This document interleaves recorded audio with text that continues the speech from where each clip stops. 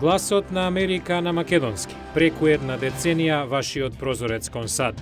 А сега, директно од студиото во Вашингтон.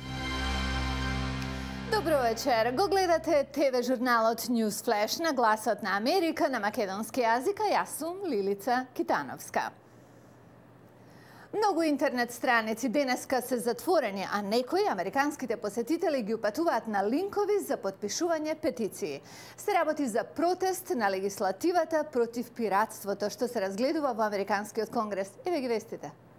Индустријата вели дека мерките се потребни за да се заштитат интелектуалната сопственост и работните места.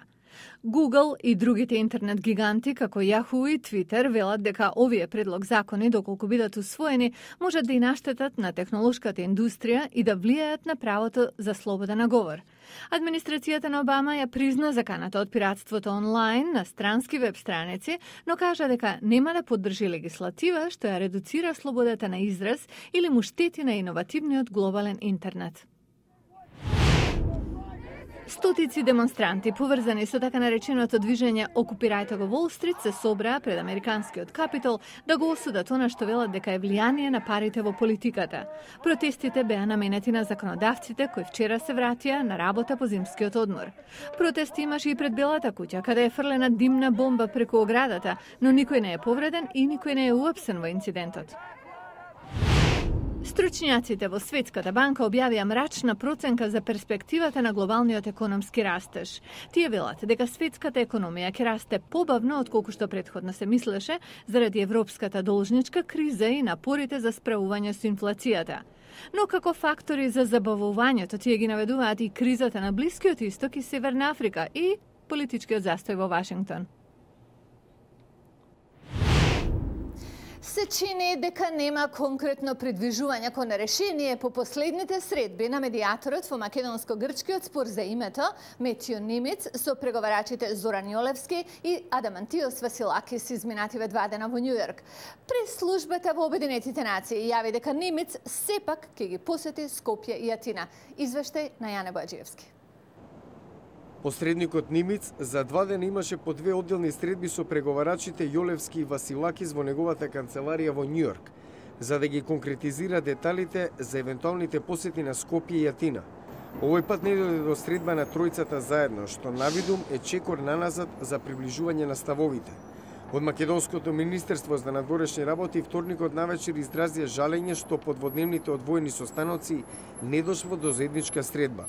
Грчкиот преговарач Адамантиос Василакис за Гласот на Америка пак рече дека средбите во Њујорк имале неформален карактер и немало потреба од заедничка средба. Нимиц во писмено соопштение најави дека ќе ги посети Скопје и Атина и ги оцени разговорите како конструктивни.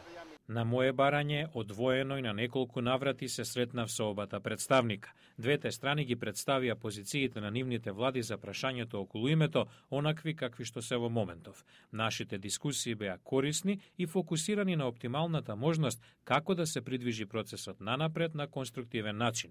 Ми беа дадени цврсти уверувања дека обете влади се искрени во нивните интереси да најдат решение и дека целосно го почитуваат процесот во рамки на Обединетите нации. За одлуката од судот во Хаг, Василакис, според грчките новинари присутни на разговорите во Њујорк, им рекол дека не носи промени во меѓусебните односи од Скопје и Атина мора да разговараат во дух на добра волја и да најдат обострано прифатливо решение. Тој инаку не сакаше да даде изјава пред камера по средбата. Јолевски пак изјави дека пред Нимиц го повторил ставот дека евроатлантската интеграција на Македонија е битна не само за земјата, туку и за безбедноста и стабилноста во регионот. На средбата со амбасадорот Нимиц го информирав дека владата на Република Македонија останува посветена на процесот под покровителство на Обединетите нации да најде заемно прифатливо решение кое што ќе го заштити идентитетот и дигнитетот на граѓаните на Република Македонија и кое ќе биде во согласност со миновите норми и миновото право. Медијаторот Метјо Нимиц не излезе со нов пишан предлог за името, како што се очекуваше, затоа што ова е прва преговарачка рунда откако е установена новата влада во Грција и на средбата се гледаше како на опипување на пулсот кај обете страни. Јане Бојаджиевски, Глас на Америка на македонски, Њујорк. Тим британски научници објавија нови детали за најдлабоките вулкански отвори откриени во 2010 година на морското дно на Карибите. Иако од овие вентили излегуваат течни минерали кои се претпоставува дека достигнуваат температури повисоки од 450 степени Целзиусови, тие се обкружени со неверојатно обилен морски свет, вклучувајќи примероци на морски ракчиња и полжави кои досега не биле видени. Вулканските отвори се откриени на 5 километри од Кајманскиот теснец подводен ров јужно од Кајманските острови. Ова е ководачот на експедицијата, британскиот биолог Џон Коплей. Околу местото од каде излегува течноста нема животни. Тие се подалеку, а на неколку метри оттука температурата е само 20 до 40 степени.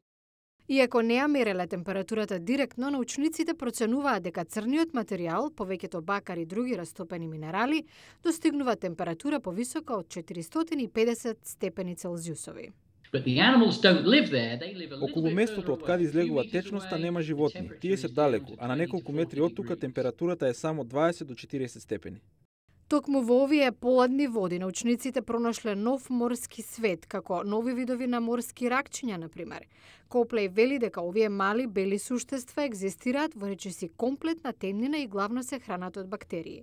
Овој научник изјави дека проучувајќи ги отворите во океанските длабочини нивните животински колонии, научниците ќе можат подобро да разберат како функционира морскиот свет.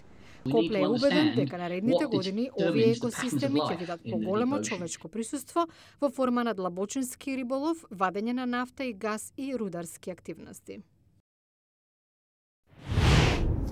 Утре во Newsflash, американската автоиндустрија излегува од една од најлошите кризи во историјата, но не само што ја враќа старата слава, туку носи и нешто ново.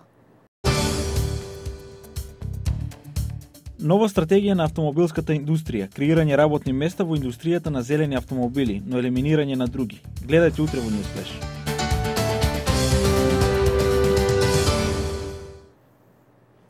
Го гледавте Newsflash на Гласот на Америка на македонски јазик. Јас сум Лилица Китановска од студиото во Вашингтон. И тоа е се за денеска. Се надеваме ќе ни се придружите и утре. До тогаш проверете и нашата интернет страница glasnaamerika.com. До гледање.